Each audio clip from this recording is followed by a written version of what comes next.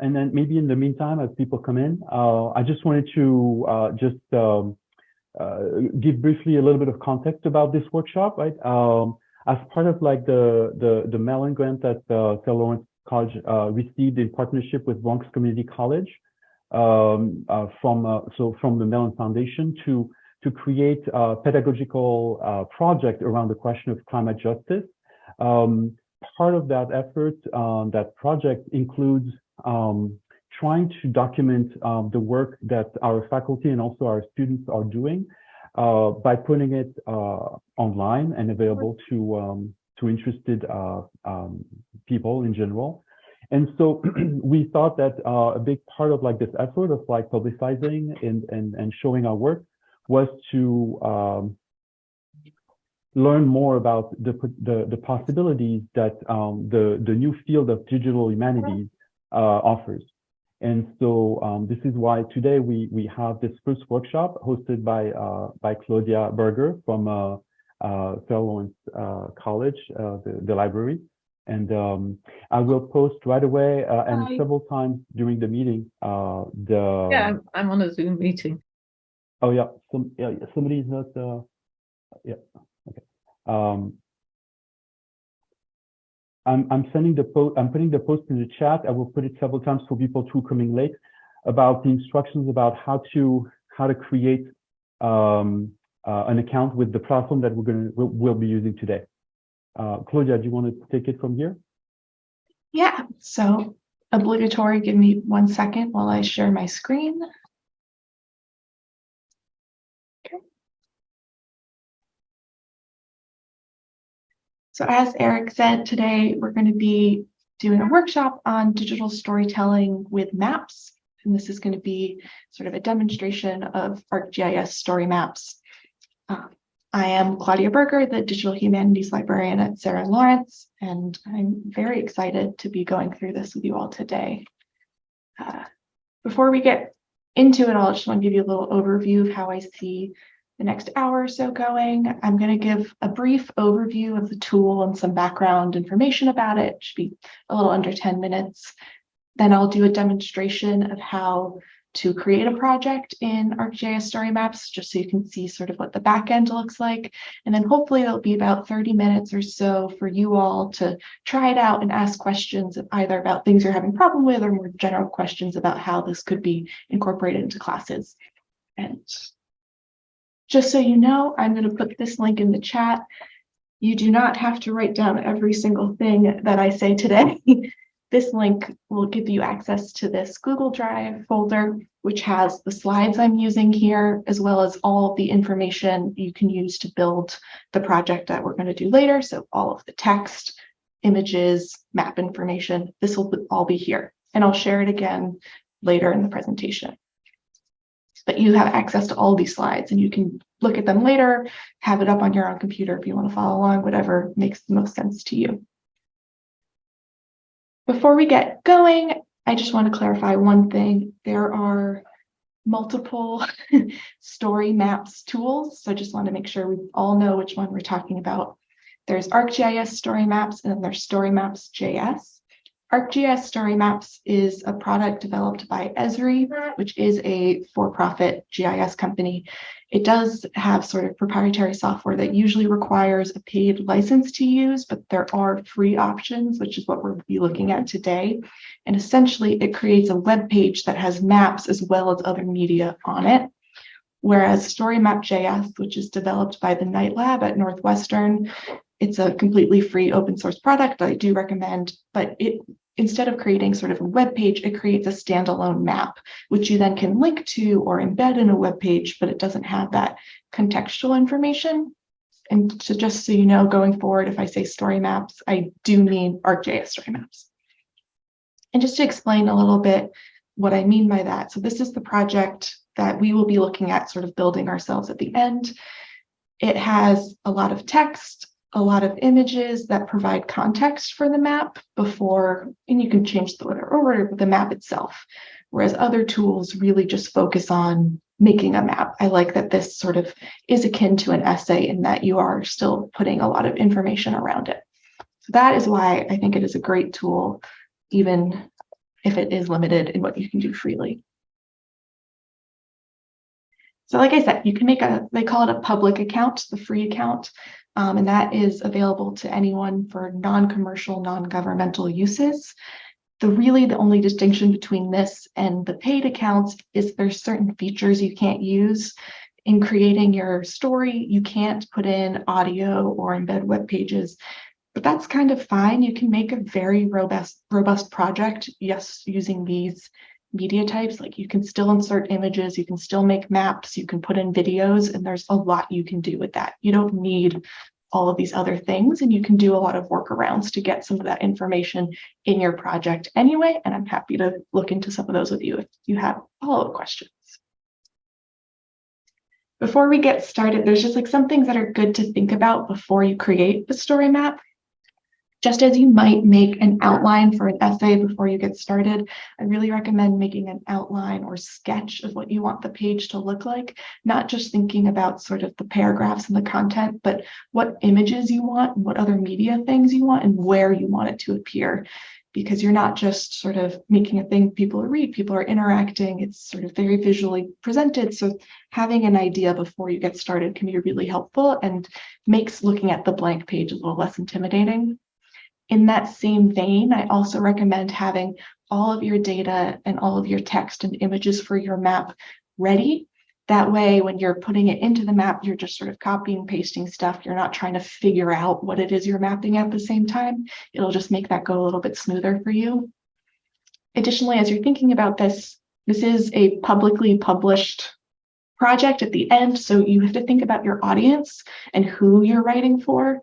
As like they always say when for writing online, everyone is not an option. There is someone you are targeting, and that will inform how you are writing, the types of images you're including, things like that. And deciding that at the beginning is very important, so you're not having to rewrite and restructure everything. And this is a big do as I say, not as I do point, but I really recommend writing your text in a separate document rather than directly in StoryMaps and then copying it in. I was working directly in StoryMaps, and occasionally you get weird saving errors, and I lost a couple paragraphs, but if I'd had it in a document elsewhere, that wouldn't have been a problem. And I was able to recreate it, but it will save yourself a lot of problems if you do that. But the biggest thing, especially as a faculty, what you need to keep in mind if you're having students make story maps is you really have to keep it succinct. Anytime you're writing for web, you don't want to have huge, long essays, because as a public person who's reading, it's very easy to close a window and click away. So you want to catch people's attention, you want to keep it, and one way to do that is not to go on too long. So these will often look much shorter than your standard conference or final papers. For example, this project that we're going to be building, the body text is only about 1,600 words, which is about 6 pages double spaced. So I could see how you're looking at that. You're thinking that's not as long as the work you're expecting for them for something that they're working on for a semester.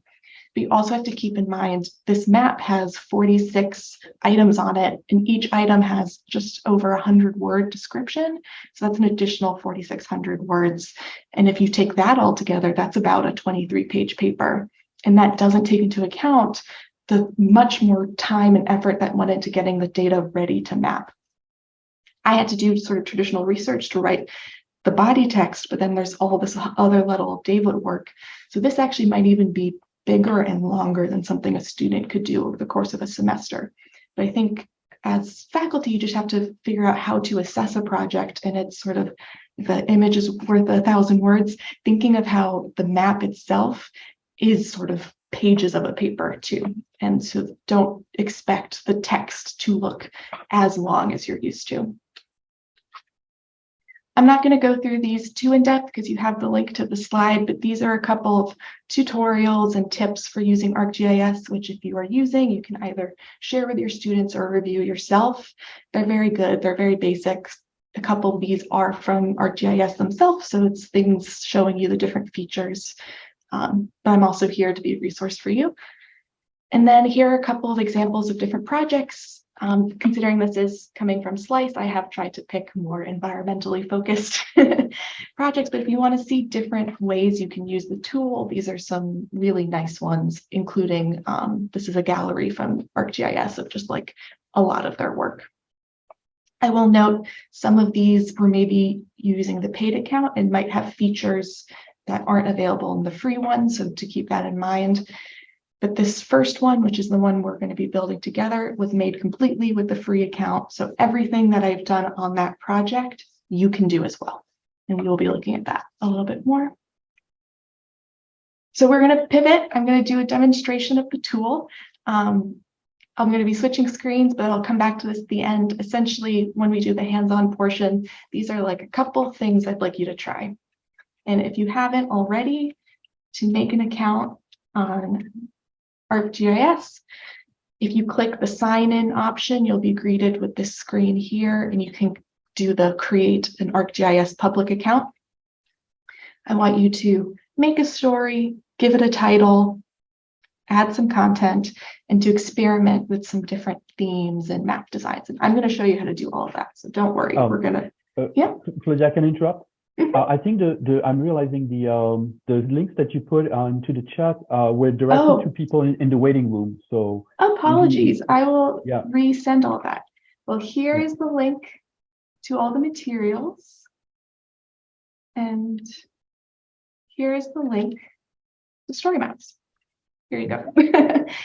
And again, that tiny CC link will give you access to this folder, which will have everything that I'm going to be using when I make the tool. So once you're in, you're going to see a screen like this. This will have all of your previously created documents, as well as the ability to make a new one. So we're just going to go new story. They have some pre-populated templates, but there's nothing in these templates that you can't make yourself. So we're going to start from scratch.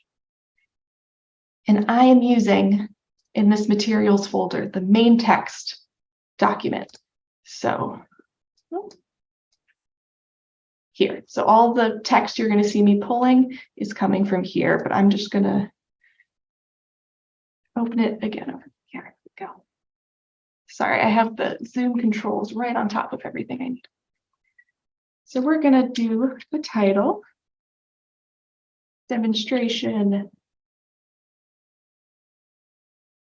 No one sees trees. And then I never remember the subtitle I gave it, so I'm just going to copy it in. From here, you can add a cover image. And this I would recommend when you do the hands-on later, downloading the image folder to your computer, because that will make it easier to upload. So I have the image folder here, so I'm going to pick the cover and add it. So we've got that there. And then next, I'm going to add this first section of the project. And again, if you already have it written, as you can see, it's as easy as copying and pasting it in. One thing, though, is sometimes Google adds more space breaks than we need. But the default sort of block is a paragraph block. So if we highlight this here, you can see it's selected paragraph. But you can also make heading, subheading, large paragraph, lists, and quotes. It automatically made this a heading because it could tell from my document that it was a heading, so we're going to keep that. But I want this opening bit, first of all, to be the same block, and I want it to be a quote. I'm going to make that a quote, and as you can see, that sort of makes it look a little different visually. And then we have all of our text just here. Now, I'm just making this look a little bit neater first. Anytime you want to move things around, maybe a paragraph is better somewhere else, you're going to see these 6 dots on the side. You can grab it and put it wherever you want. So it's very easy to reorder. And then if you click this plus sign, you can add content. So I'm going to add an image here. And from here you have, these are all of the things you can do. Everything that's grayed out is unavailable to you, but we are going to insert an image. I'm going to add my tree stats document here. When you have an image, you can embed it in a different ways. You can sort of put it to the side. You can have it in the middle. You can make it bigger, just sort of whatever fits best for you. I like having that one in the middle and then this other one in the side because it's not as small. We're going to put that over there. So that way it's next to the text. There we go. So that's just one example. Additionally, and I will share this link. So this is the final thing that we're working off of. There's this element called the sidecar, which sort of pins an image and lets you scroll information next to it. So we're going to build that next, and that's going to be here. So I'm actually going to delete all this because I'm going to rewrite it. And essentially, it's one of these different types of immersive media that you can add, which makes it very interesting. So we're going to pick the sidecar. You're going to get options about what type of layout to use. It's personal preference. You can also change it at any time. And if you hover over it, it gives you sort of an idea. This one puts the image on the side. This one, the text floats on top of the image as you scroll. And this one is more like a slideshow where you have to click a next button. I'm going to do the docked. Then you just upload your images. And what's nice, if you have a link to an image, like if it's hosted elsewhere, you can also just post the link. Or if it's an image you've already used, it'll be here in this story. But I am doing a new one. So I'm just going to pull up my chicken and insert the chicken and get the text I want. And then I want to add another slide in this. And since I'm reusing that chicken, I can go to this story, the chicken in, get my next thing of text. And then the final one is different. So I'm going to upload the tweet. You'll see this sort of crops automatically. It does try to fill everything, but by clicking this gear button, you can set it to fit the window instead of cropping it. This is also where you can add an attribution. So if you're using someone else's photo, you can give them credit here and it'll appear at the top. And it's also where you can add alt text to make this available to people who use screen readers. But I will not be doing that right now because this is just the demonstration version. So put that there. And our final thing. What this lets you do, rather than just having like text and image that you scroll by, it's really sort of anchors content just to like have another way of interacting with some information. Before I go to the map, we're going to look at some of the design options that we're given. I'd like this to not be here. But also like you can add things like separators if you want to make different sections. Let's go to design. So this design tab here at the top. First, one thing to think about is what people are greeted with when they visit your project. So this cover, it'll default to your image just being a header, but you can make it where it's sort of on the side. You can also make it where your title is on top of the image.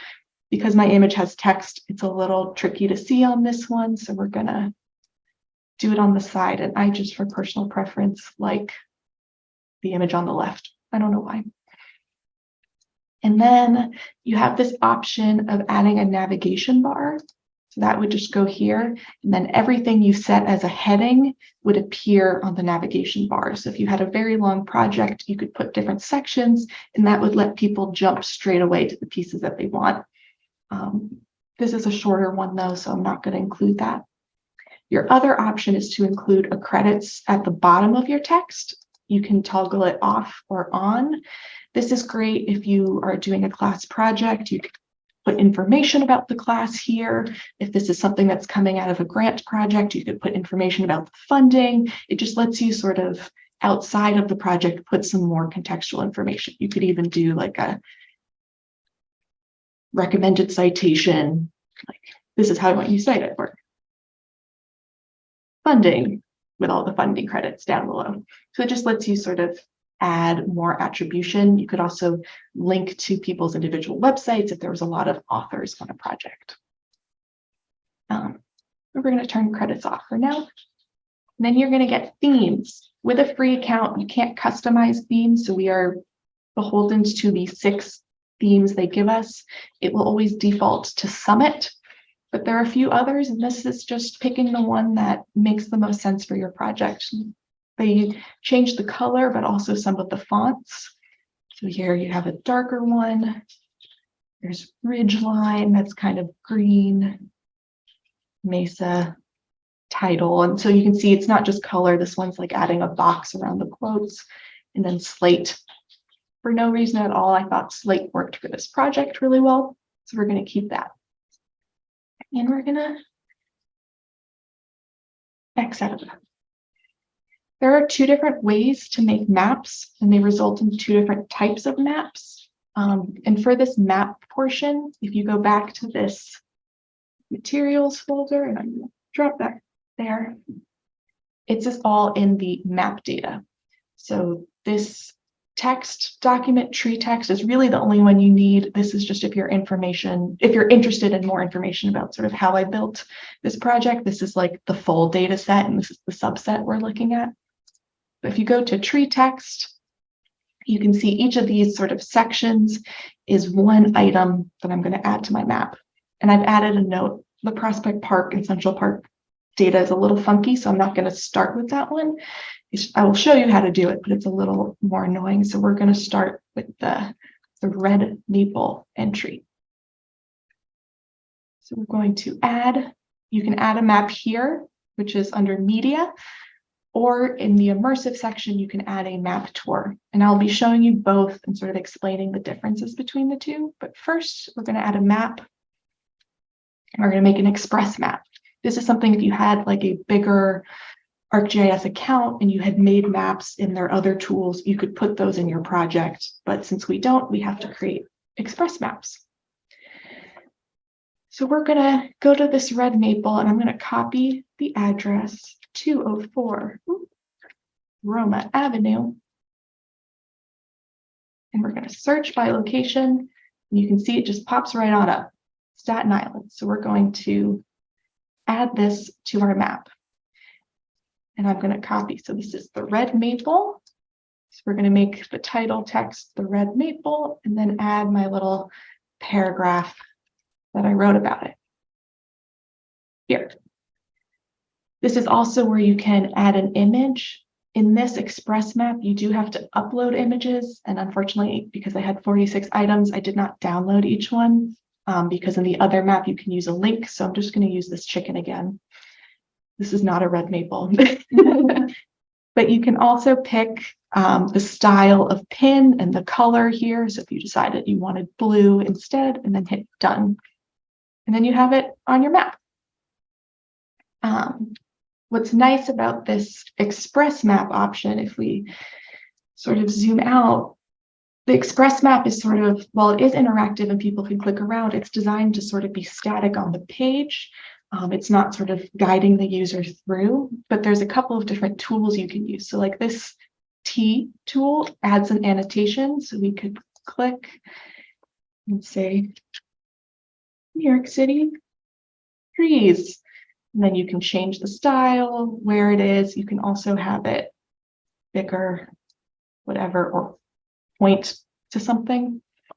And then you can use these drawing tools if you wanted to show like an area freehand of like, this is the area we're looking at. This is also an area. And you can see the overlaps, you can change the color, you can add information. And then this you would then place on your page, and it would be here. And so while it is interactive, people can click around. It's designed to just sort of sit there. Whereas the map I used in my project, and I'll scroll through it, is this map tour. So instead of sort of it sitting there, it gives you a way to interact through it. It sort of guides the user a little bit more, which is why I really like it. But sometimes you do need these sort of more static image maps. So we're going to create a map tour. We're going to start from scratch. There's two different versions. Mine was the guided tour where things are sort of floating on the map. There's also this explorer that puts a gallery of your items next to the map so people can kind of click wherever they want. I'm going to do a guided tour. You can either make it where your image is bigger or your map is bigger. We're telling stories with maps. We're going to make the map focused. And this is very similar to the sidecar thing, where we're just adding slides to go through. So first, let's add our red maple information. And this also has like a few more text customizations that you can do. You can still do some in the Express map, but this one, I think, because it's meant to be a little more visually friendly, you can do a few more things.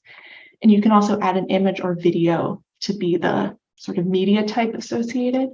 So we're going to add our video, our image, and I've included on all of these this link. That link is for the image for your map. So we're going to link, add that in. Now this is actually a red maple and not a chicken. And we're going to add the location. We go back.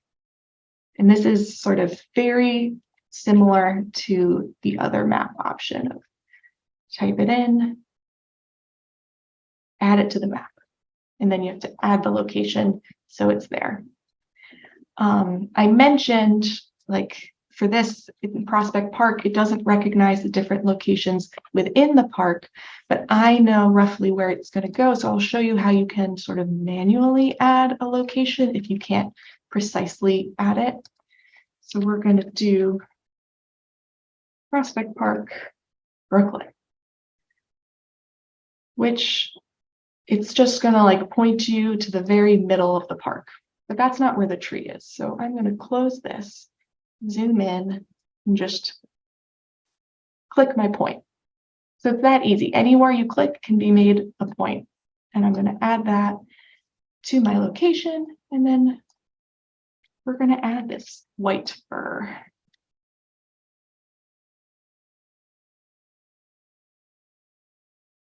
Just a couple more things. And all this formatting is just like personal preference. No problem, Izzy. And add the image.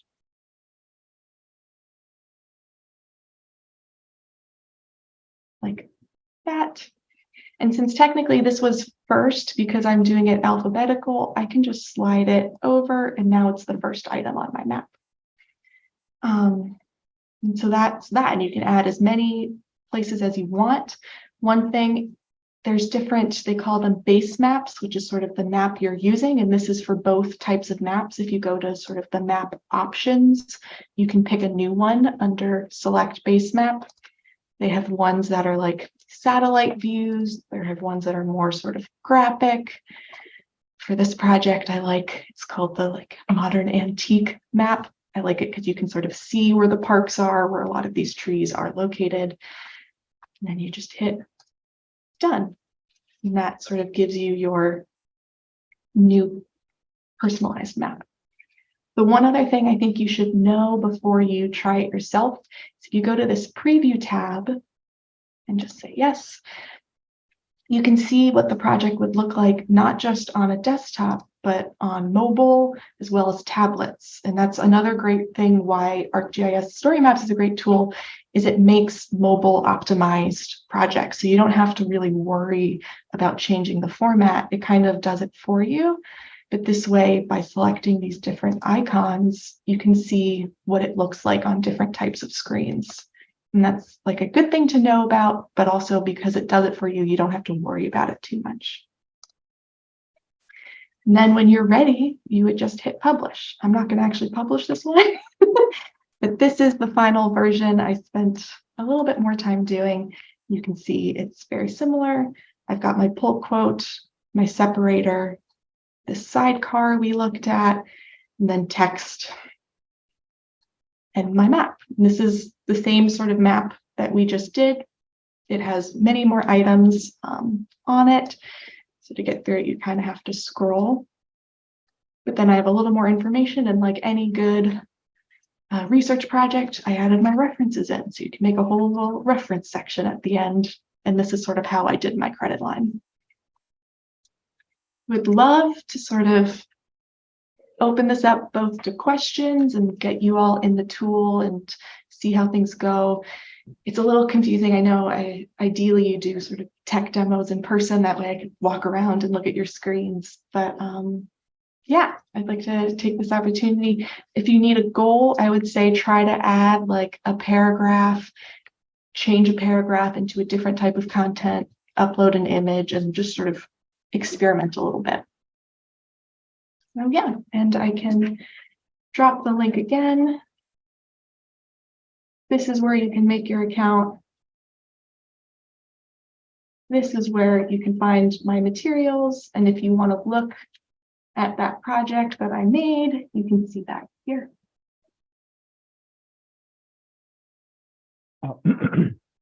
Thank you, Claudia. I just want to say a couple of participants had to go to conferences and other things, but thank you very much for this presentation. And to everybody, I just want to say we will have this presentation available, right, through this is being recorded.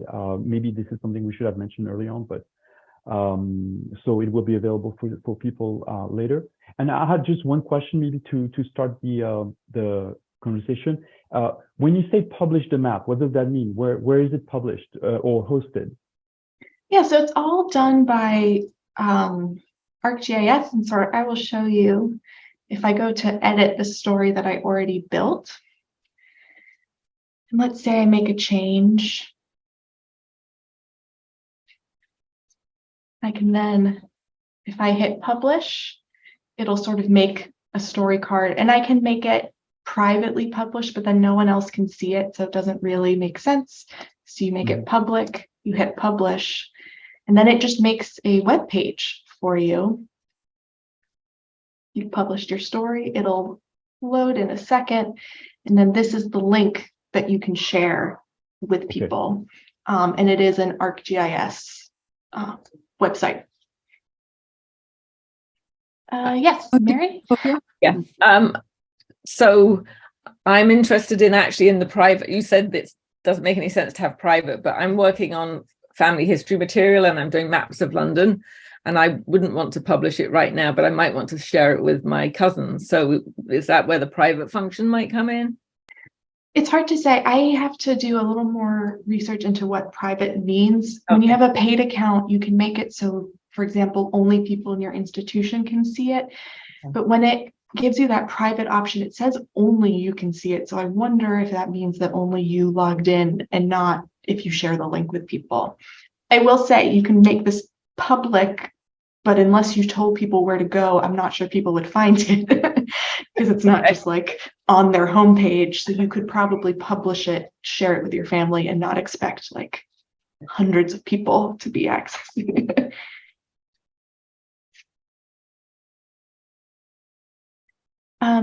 I know, Elizabeth, you were asking something?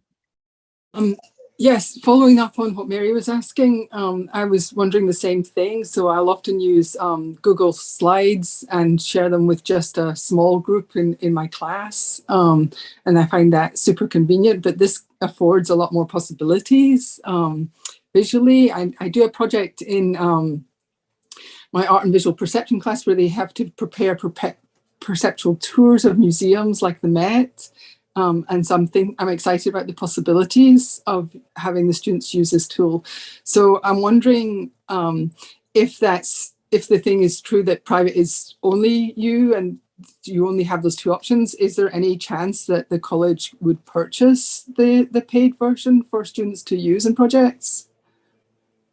The tricky thing with that is because it's a license thing, it's not something that you would buy once and be done. You'd have to renew it every single year. Right. I will say, though, the point of ArcGIS is to create public projects. And so that's sort of part of the lesson, is teaching students how to write for a public audience. I see. There could be a way of sort of sharing a login maybe that people all use so that only you can see it, or making something public, but then after the class, publishing it as private. Right. So it's just a limited window. But I will say sort of the point is to make it findable. This is a way that students can sort of share the work they're doing with more than just their professor. It's sort of opening it up a lot more. Yeah. Can I quickly follow up on that to do with things like permissions for images? Yeah, I mean, that's why you can add attribution. Right. Because this is education fair use, non-commercial. I think that falls under, you can sort of reuse things, especially if you're properly crediting everything and linking to the original. Great, thank you. But just don't make money off of it, and you're yeah, I'm not going to do that. Christine? Yes, I was wondering, you mentioned the length of text and how it needs to be shortened in the paragraphs. What about the length of videos? You know, is there a specific length that seems better for the map? Or you know? I don't have sort of a set rule of thumb, but I will just sort of say, think about how you use the internet and sort of when you might fall off of something. If it's a video that's in the map, I would probably recommend it being under 5 minutes, because you're sort of encouraging people to be exploring.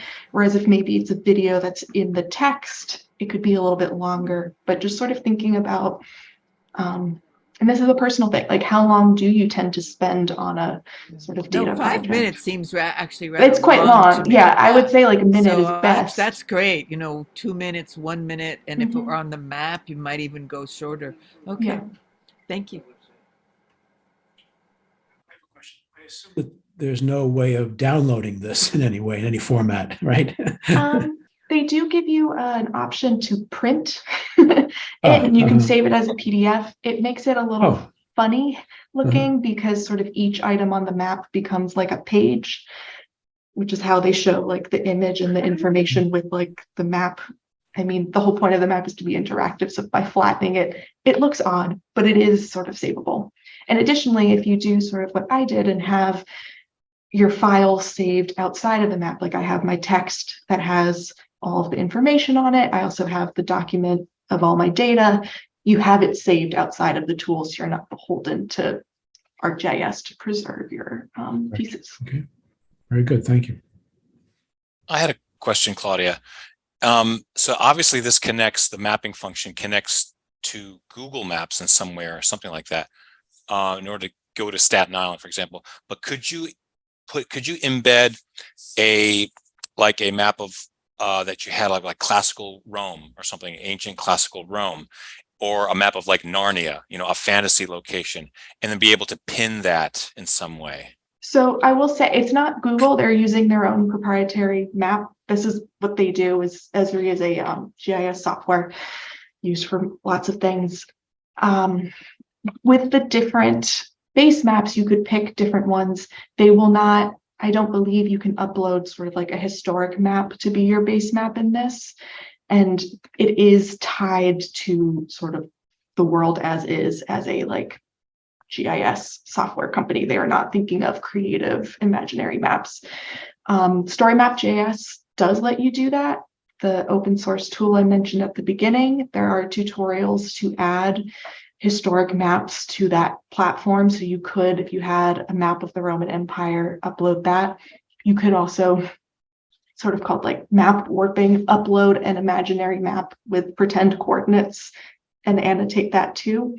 But not in this, which is like ArcGIS was built for actual mapping projects, and they aren't thinking about academic projects in that sense. Wow. Thank you.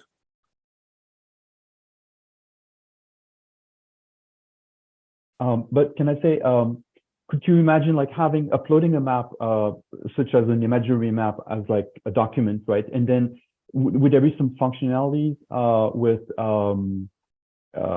the tools that exist in the platform to kind of like have text as people scroll down, let's say, or you see what I'm saying? Sometimes, like, I don't know, in New York Times, you're reading something and then things go up, and then the back image stays the same, but then various things appear. stop share. Yes, I think that sidecar tool that I showed can be used for that, where you can upload an image and either have the text scrolling next to it or sort of appear on top of it. So there are other storytelling tools in the platform. It's just not the mapping tools. Okay. And I will say also, like, while we focused on this as a way to tell stories with maps, you could make a story map that doesn't have a map in it. It's a very nice, like, visual essay publishing platform. It makes uploading images really easy and like doing different types of things. So if a student just wants to do a digital essay that has videos in it and doesn't have a map, you could still use this. Like, you could sort of repurpose the functionality. Mary? You had another question? Yeah. I don't want to take us away from this topic, so I'll just ask very quickly. So if I wanted, are there other platforms, like if I wanted to look at maps of 19th century London and track movements and mark things up, are there other products I could use that I could ask you about at another time? Absolutely. So I'm gonna just get the link 1 second. I have it here. The timeline or StoryMap.js is very good for that. There's a number of tutorials for adding historic maps to it. Happy to follow up with any of you all for picking which one makes the most sense for you. Thank you. Yeah. Elizabeth, I think you had. Yeah, it's in the same vein. So I'm thinking about maps of museums. Is that something that's a possibility in this? It's sounding like no. If you want to load up another app, you use the other tool that you're thinking of. But I also want to say yes, the power of a visual essay and the tools this gives is really exciting. Yeah, I think for something like that where you're really focusing on like a building, yeah, story map from Nightlab might make more sense. But it's sort of, you can go back and forth. Thank you. Subangale? Wondering, is it possible to do this as a collaboration, like a group of students where one person maps a particular site, but on the same as project. One map? Mm-hmm. On the same Yes, project. I will say, so for the free account, you cannot technically have multiple users on one project. However, if you were, I think this would still work as a group project if you have people writing it as a group, maybe sharing a login and being responsible for different pieces. And then the only thing is they'd have to sort of decide who's in it when. They can't both be logged in. But I think you could absolutely make a group of 3 to 5 people work on one map. They're each writing different sections. They're each adding different points to the map. They just have to do some project management of who's doing what. But I think that this is a great way to sort of, especially since you can have different sections, you can have multiple maps in one project. Maybe they're each doing a small piece that comes together for this sort of whole.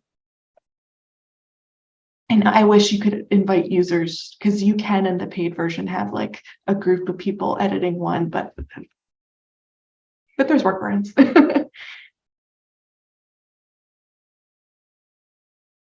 Claudia, are there any tools that allow you to go, I know this is getting really complicated, but three-dimensionally, like a space three-dimensionally, like you talked about a building, to be able to like go in, like if you had a cathedral, you could go three-dimensionally and go up and around, or you could, you know how you can sometimes rotate images three-dimensionally.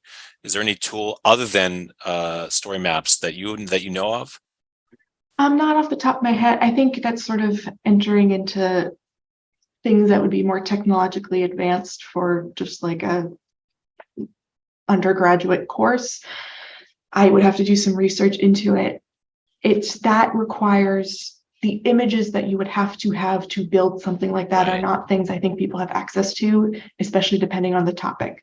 Yes, Google Maps and Arts and Culture has some 3D tours of some buildings, but it's not sort of a widely thing that like many places have that type of information available. And those types of files are very hard to create if you're trying to make a 3-dimensional space. You can't just use like your phone to make that. You need special cameras that are capturing all the angles. You can sort of go around it. I have seen Timeline, I keep saying Timeline.js because that is Night Lab's other very famous tool that is very good, and I will do a workshop on at some point. But StoryMap.js, because you can upload images to map, you can sort of use images of rooms and like, again, sort of cheat it a little bit. Great, thank you. Carol? Hi, Claudia, will you be offering workshops for students on using this? So for example, if a faculty member wants their students to do projects on this, use this for projects, will you be offering any, is it possible to arrange a workshop with you? Absolutely. So I will be doing in the spring a weekly digital scholarship series, and this is definitely going to be one of them. However, if you know you want your class to think about this either as an option, I can also do this in your class. I already have the workshop designed. I can come by and do it with them. That'll be very easy. Just shoot me an email. I'll put it here. It's also on the file, but would love to set something up to come to any class to talk about any sorts of things. Also other digital tools. It doesn't just have to be StoryMaps, but I think it's an easy enough tool to use, and it is similar enough to an essay that there's a lot of applications in a variety of courses. Is that, I think Christine has a question, Christine Farrell, or no? I think maybe no, I was just saying, I'm so excited to think that the students you might come to class, or the students will be able to learn some of these things because they would be so useful in classroom. But I would feel very, tentative trying to explain or teach at this point. Thank you so much. I'm also available for students if they want to make one-on-one sessions, if maybe not your whole class is doing a digital project, but there's someone who is and just needs a little help. I'm happy to work with them one-on-one in a research consultation for this as well. Great, that's lovely. Yes, you all have first dibs on Claudia before she gets too overwhelmed. So I would say go for it. Please take advantage. Before she goes public. Yeah. And presumably you would do a one-on-one with a faculty member. Absolutely. Yes. And I'm happy to meet with faculty to think about ways to introduce this into the curriculum. I know there are a number of people here who are from BCC. I'm sure your library can also help you, but I know we are having this relationship across campus, and I would be open to answer emails and meet with you also if you have questions about how to do this. I know it's a big part of the SLICE project is sort of going across both. So I do want to be a resource for everyone.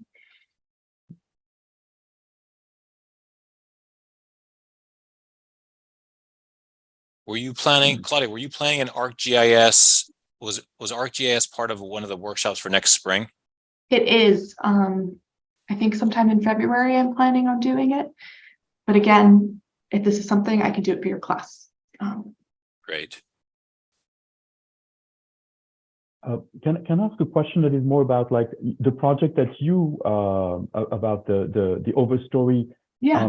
I'm coming from the literary angle, like the literature class, and I'm still trying to understand how such a tool could actually help my students express something that would not be expressible or not as easily expressible in a conventional essay. Yeah.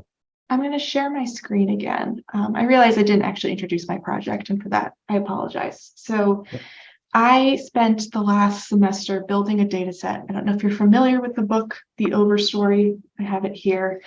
It's bestseller, has won Pulitzer Prizes, lots of things. It is a novel about trees.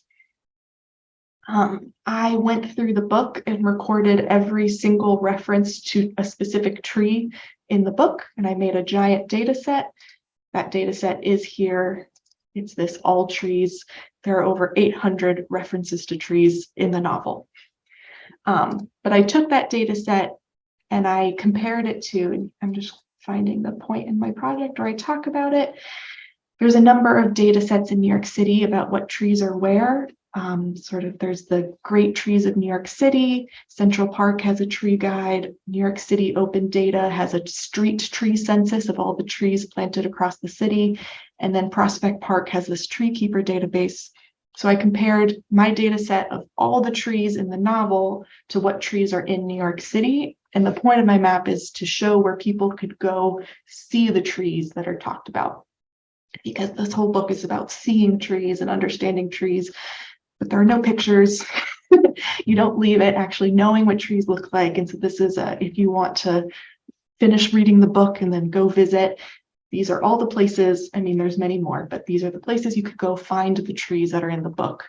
And I have a picture of each tree, a quote from where the tree appears in the novel, which is this italics portion, and then a little description about either the history of the tree, where it grows, how to identify it.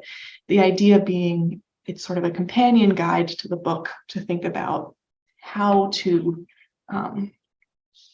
take sort of the lessons of the book and notice the trees that are around you through the lens of the overstory, which if you haven't read it, I do recommend. Can I just add something? So first of all, big plug to the book. Excellent, excellent novel. And actually Richard Powers has spoken at Sarah Lawrence before. It was a long time ago, but absolutely fabulous speaker, reader. But and Claudia, but first of all, just really nice that presentation. I mean, your actual map, as you just explained it, because I was kind of missing that last piece of information, which was like amazingly eye-opening when you presented there. So that's really that's super cool. Wow, that seems like an incredible amount of work you put in. I hope you can do something with this beyond just this this little workshop. But really cool. One thing I just wanted to mention, and I don't know if you have a comment on this, to sort of tie together with what Eric's initial question was, is that when I think digital humanities, even before using powerful, fairly specific tools like this, I think of the general idea of creating things, basic web pages that have the natural use of multimedia and hyperlinking to present information. So, and I'm saying Lizzie nod because, Lizzie, you've been working on stuff like this for 20 plus years as well.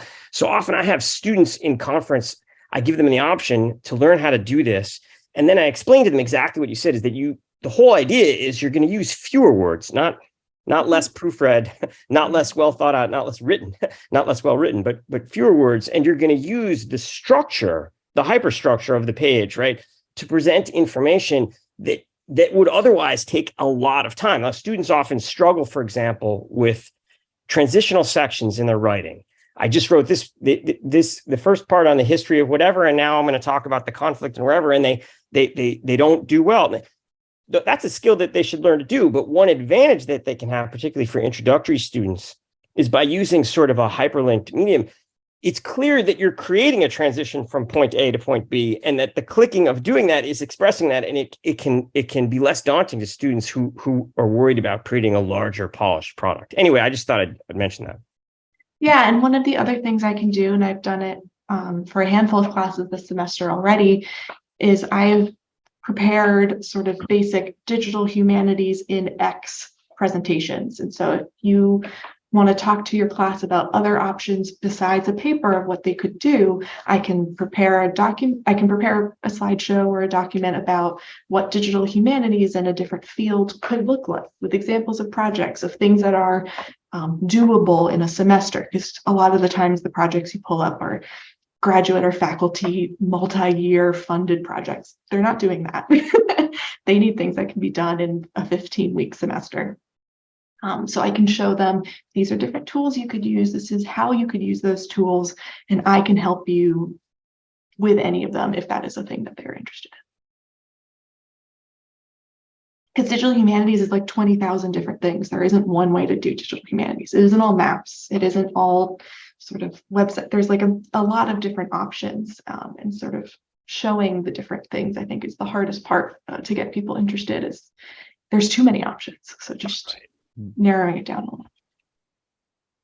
But yeah, so to go back to Eric's question, the thing I think this does is it forces students, especially if you're thinking about a book, they're translating the novel into a different format, which requires another level of sort of critical thinking skills and data skills of what does a map mean for a book? Are you mapping sort of a famous ones like Ulysses, mapping sort of the space in Ulysses. That's a very big project, and there's a lot of locations mentioned. So are you thinking about it that way, or are you taking like this, the trees of the overstory? The locations have nothing to do with the book, but the content does. So there's a translation that's required, and I think that's a good skill for students to have. And also thinking about issues around academic integrity. Doing a creative project like this makes it harder to plagiarize because they are forced to change media.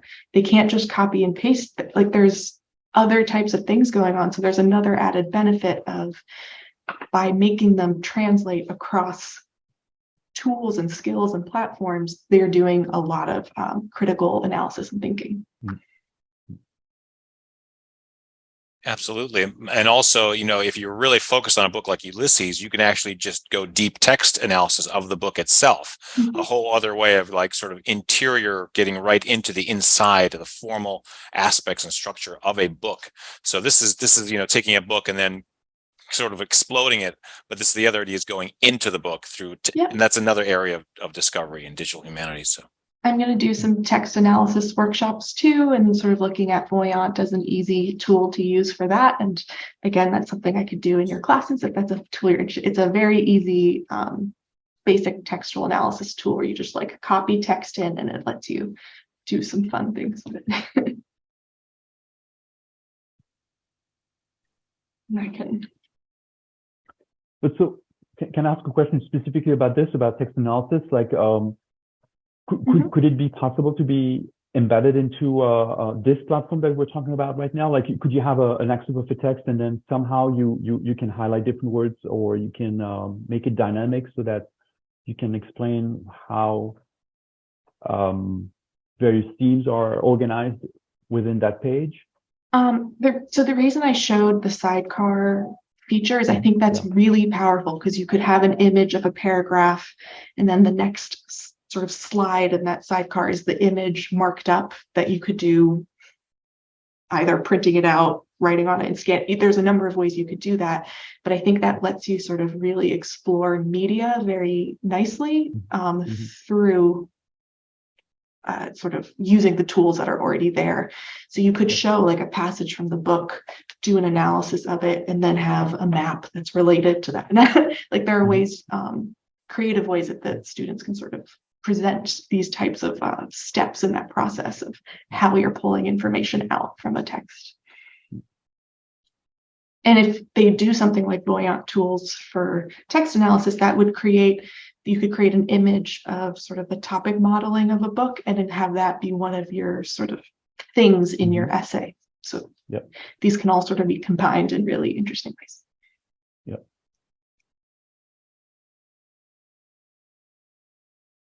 And also, I guess for historical documents, right? Or also paintings or pictures, right? That you have the capacity of presenting some information in a dynamic way. I think there's a lot, especially in history, if you have like a historical documentation, like even something like a ledger of people and locations and places, that lends itself well to a map, and you can then show the original documents and then have the map. For art history, there have been a lot of projects on showing sort of movement of art, both art movements, but also like specific paintings and where they've ended up at different points in their history and sort of that history of an art piece. So there's different ways that that can be done. Or a single image of a painting, and then just cropping it and then doing an analysis of different areas that you're looking at specifically in the side, the boxcar idea, and going at different parts of the painting and analyzing it. Yes. And I also, if that is there's also tools I have that do, you couldn't use it with the story maps, but again, standalone, that do image annotations where you upload an image and it lets you create a tour of an image by looking closely and zooming in and zooming out. So there's a lot of ways you could have that sort of assignment brought in.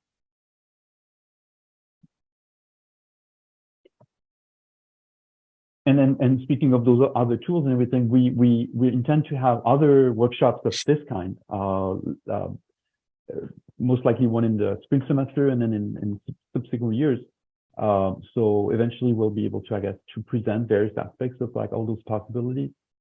Yeah, and I've created a LibGuide on digital humanities as part of the Sarah Lawrence.